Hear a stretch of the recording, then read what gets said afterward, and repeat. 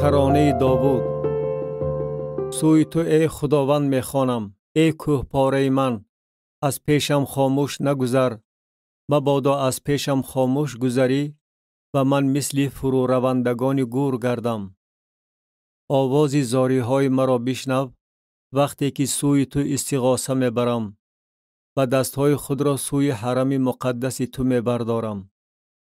مرا با شریران و بدکرداران محو نکن که با یارانشان درباره صلح و آسایشتگی سخن میرانند ولی بدی در دل دارند.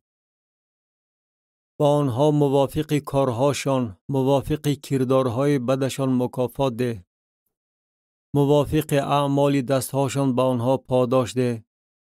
سزایشان را با آنها برگردان. از بس که به کارنامه های خدا و به اعمال دستهای او دقت نمی دهند، آنها را خراب خواهد کرد و بینا نخواهد نمود. خداوند مبارک است، زیرا که آواز زاری های مرا شنیده است. خداوند قوت من و سپر من است. دلم به او توکل نمود و من مدد یافتم و دلم شاد شد. و او را با سرود خود حمد خواهم گفت. خداوند قوت قوم خود و استحکام نجات مسیح خود می باشد. قوم خود را نجات ده و میراث خود را برکت فرما. آنها را چوپانی بکن و برافراز تا ابد.